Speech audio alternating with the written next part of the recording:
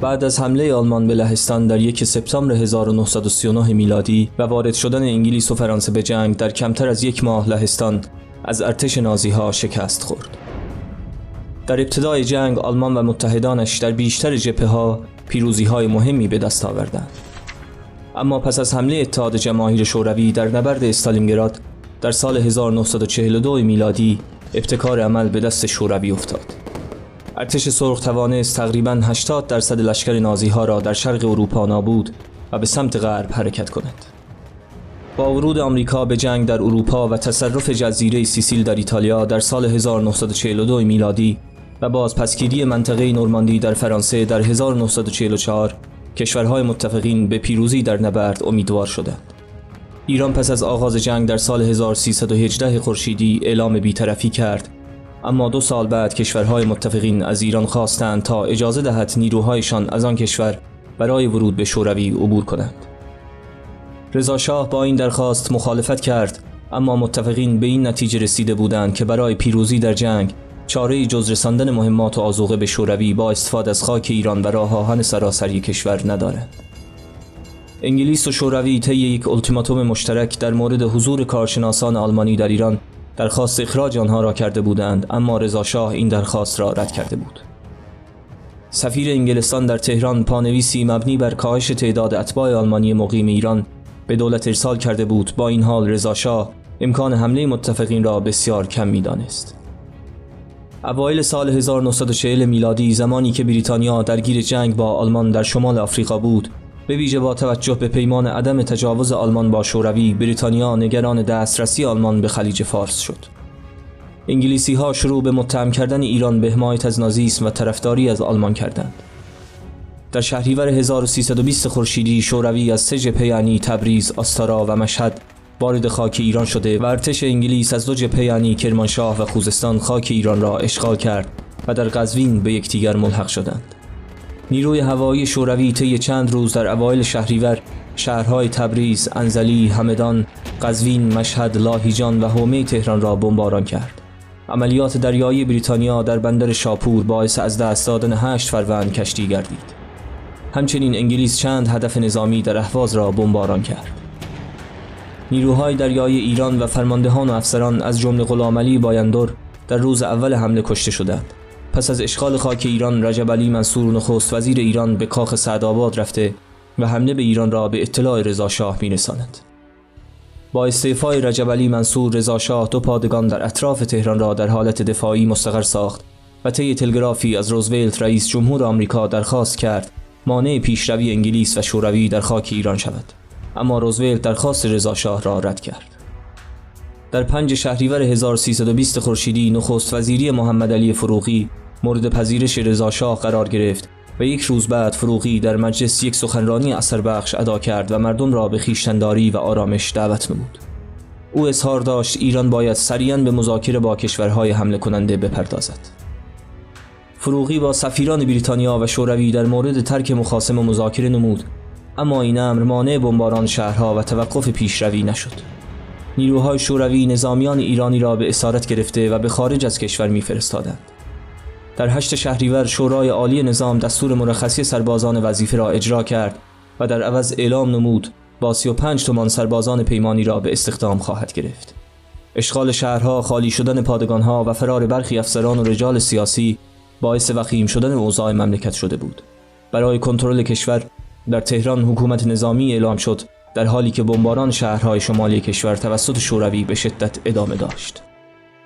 فروپاشی ارتشی که رضا شاه برای ایجاد آن وقت و تلاش زیادی صرف کرده بود تحقیرآمیز بود. برخی از ژنرال‌ها بی‌کفایت بودند و یا مخفیانه با انگلیسی‌ها برای تسلیم شدن ملاقات می‌کردند که سبب از بین رفتن مقاومت ایران شد.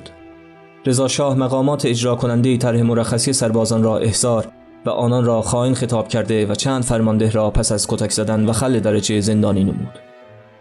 1 هفته بعد وزارت خارجه ایران در پی فشار اشغالگرها به آلمان اعلان جنگ کرده و از آن کشور خواست سفارت‌هایش را بسته و اتباع خود را از کشور خارج کنند. در چند روز آینده بریتانیا و شوروی طی یک التیماتوم مبنی بر اشغال تهران و ایجاد یک دولت اشغالی روس و انگلیس در صورت عدم کنارگیری رضا شاه خواهان استعفای او شدند. رضا شاه به نفع پسر 21 سالش محمد رضا پهلوی استعفا داده و در 30 شهریور قبل از اینکه بتواند تهران را ترک کند توسط بریتانیا دستگیر و به عنوان یک زندانی در جزیره موریس و سپس جوهانسبورگ آفریقای جنوبی به تبعید فرستاده شد و در سال 1944 میلادی همانجا درگذشت. روسیه و انگلیس علیرغم کناره‌گیری شاه تهران را اشغال کردند. در بهمن 1320 خورشیدی مجلس شورا طی تصویب قانونی خواهان تخلیه نیروهای روس و انگلیس پس از پایان جنگ شد.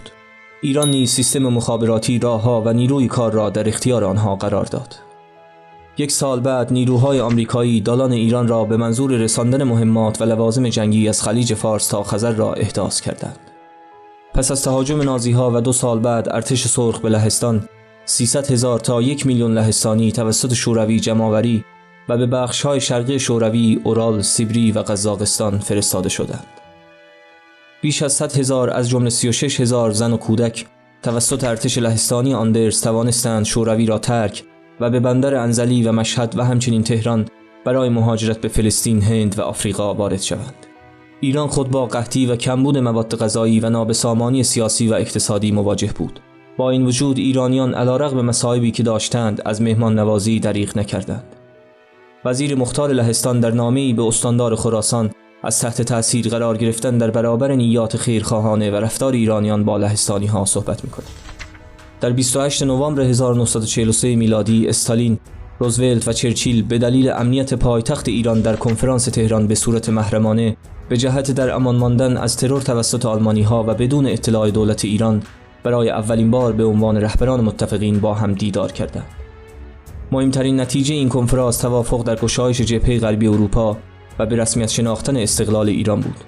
این نشست تأثیر مهمی بر جنگ جهانی دوم داشت. به همین خاطر ایران پل پیروزی متفقین لقب گرفت. 6 ماه پس از پایان جنگ جهانی دوم آمریکا و انگلیس نیروهای خود را از ایران خارج کردند. اما شوروی به دنبال دستیابی به امتیاز استخراج نفت شمال ایران و منع اعطای آن به کشورهای خارجی توسط مجلس ارتش خود را در ایران نگه داشت و از خودمختاری‌های آذربایجان و مهاباد حمایت کرد. ارتش سرخ از ورود ژاندارمری ایران به آذربایجان و کردستان جلوگیری می‌کرد. پس از شکایت رسمی ایران به شورای امنیت سازمان ملل متحد که اولین شکایت یک کشور در تاریخ این سازمان و آزمونی برای کارآمدی در حل و فصل مسائل جهانی بود، نیروهای شوروی تا ماه می 1946 از ایران خارج نشدند. پس از این شکایت و امضای قرارداد قوام ساتچیکوف در سال 1325 خورشیدی مبنی بر ایجاد شرکت نفت و ایران و شوروی، روسیه شروع به خارج کردن نیروهای خود از ایران کرد. پس از خروج ارتش سرخ از شمال غرب ایران، دولت پیشوری در تبریز و قاضی محمد در مهاباد مجبور به مذاکره با دولت مرکزی ایران شدند. ایران در آستانه برگزاری انتخابات مجلس 15 بود و لازم بود تا به وضعیت شمال غرب کشور رسیدگی شود. دولت‌های خودمختار آذربایجان و مهاباد از همین قضیه بهره برده و اجازه به برگزاری انتخابات را مشروط بر پذیرش خواسته‌هایشان کرده بودند. خواسته‌هایی که به تعبیر آنها فدرالیسم و به تعبیر مخالفان تجزیه طلبی بود. حکومت‌های خودمختار دوام نیاوردند و 1 سال بعد پس از ورود ارتش شاهنشاهی به آن مناطق و کشته شدن اعضای 2 فرقه، تعدادی غیر نظامی و فرار رهبران به شوروی فرو پاشیدند. همچنین مجلس موافقتنامه تشکیل شرکت نفت مختلط ایران و شوروی را رد کرد. اثرات جنگ برای ایران بسیار مخرب بود. بسیاری از بوروکراسی دولتی در اثر تهاجم آسیب دیده و غذا و سایر اقلام ضروری کمیاب شد. شوروی بیشتر محصول را در شمال ایران تصاحب کرد که منجر به کمبود مواد غذایی برای عموم مردم شد. اشغالگران بریتانیایی و روسی از تحویل غلات به عنوان ابزار شانه‌زنی برای استفاده از شبکه حمل و نقل برای جابجایی تجهیزات نظامی استفاده می‌کردند. با وجود منابع کم برای کشاورزی، همراه با برداشت بد محصول در سال 1320 خورشیدی و هجوم عظیم پناهندگان اروپایی، قحطی و بیماری گسترش یافت و بسیاری از مردم جان باختند.